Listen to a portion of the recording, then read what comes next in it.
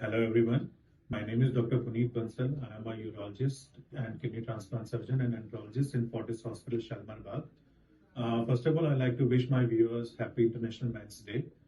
Uh, on the International Men's Day occasion, I would like to speak about the prostate, which is the most common problem which an aging man like our father and grandfather face. So basically, what are the symptoms when we talk about prostate, how it happens and why it is happening? So prostate is basically a gland near the urine passing area. This is the urethra from where you pass the urine, and these are the prostate on both the sides.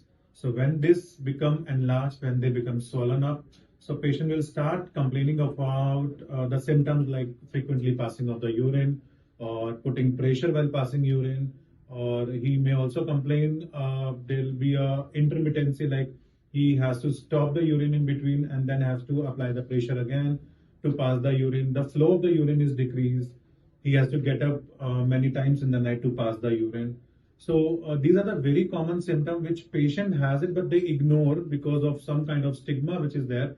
Urine related problem, it's normal. Maybe it's because of diabetes, maybe because of something else, maybe it's because of winters.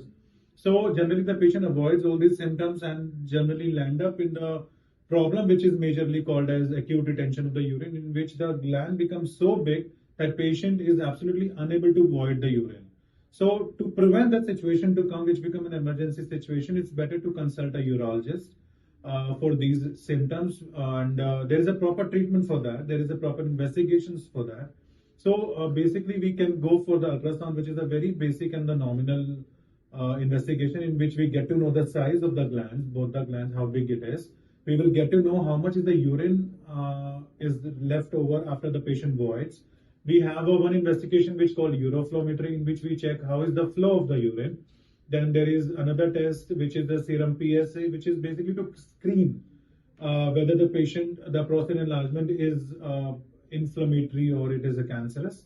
So these are the basic, very basic investigations in which we can get to know whether the patient is required medicines or whether the patient is required surgery. Even though the patient requires surgery, it is not open surgery. It is done through endoscopy, which is the gold standard nowadays, and which is really good that patient recovery is faster and patient can go home within 2 days. And various medicines which are also available in the market.